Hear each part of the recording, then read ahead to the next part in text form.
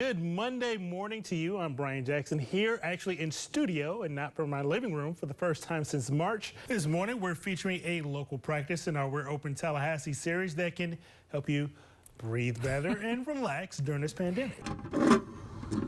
By now, you should have received your mail-in ballot.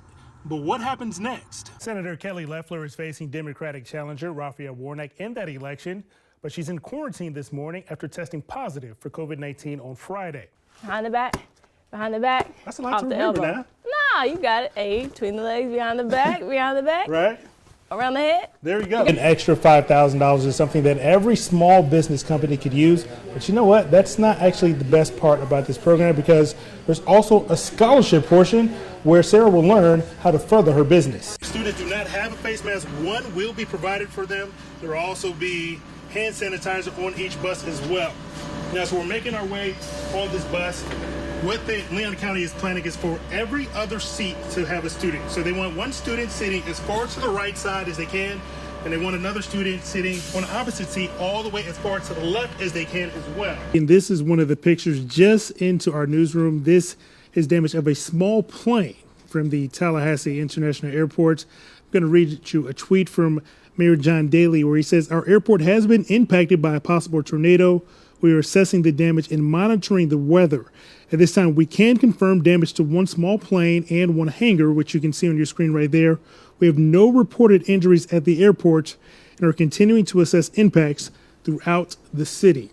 As we've just shown you two photos there, one of a small plane that was damaged by some of the wind that came through Tallahassee International Airport, and what you were just looking at on your screen is damage to one of the hangars as well. With COVID-19 cases still rising in Florida, Monique Brown didn't want to take any chances at the polls this year. They were going to be crowded, so I figured that I should vote through mail to keep, the safe distance and to keep myself from catching the virus possibly. By now, you should have received your mail-in ballot. But what happens next? When filling out your ballot, make sure that you have either a blue or black pen and fill in each oval completely. If you make a mistake, call your Board of Elections office to request a new ballot. Once your ballot is complete, slide it in this cover, then place it inside the return envelope, and don't forget to sign the back. There are a couple of options for returning your ballot. You can either add postage and send it in the mail, or physically drop it off at one of these ballot drop boxes that are located at every early voting site and outside of your Board of Elections office. In Georgia and Florida, you can track your ballot online to make sure it gets counted. This is what happens once your mail-in ballot arrives at the election office.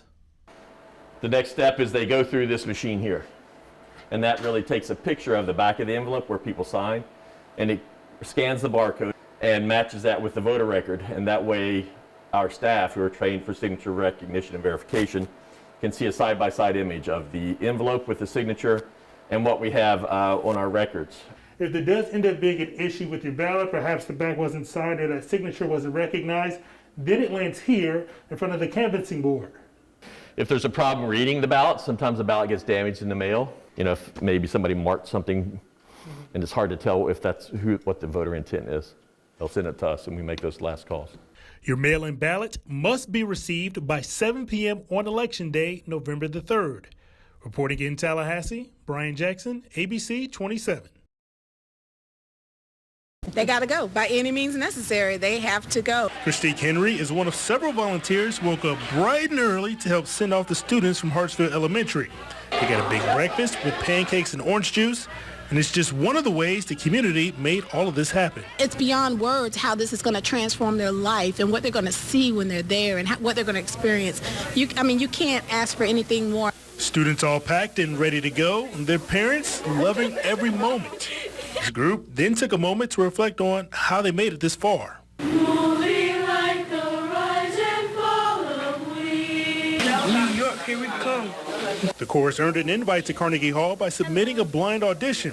The price tag of this trip, more than $65,000, which was a challenge that choir director Arniqua Jackson took on and conquered in just a few short months. The community has been incredible. If it wasn't for the Tallahassee community and also neighboring counties out of state, we also had an international donor. Hartsfield is a Title I school, and this opportunity puts a spotlight on all the talent of not only their teachers, but the amazing kids who worked hard to make it to the top.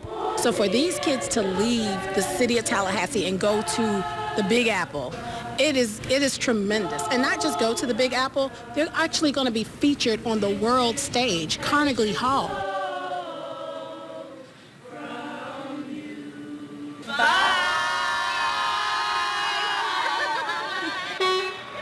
In Tallahassee, Brian Jackson, ABC 27.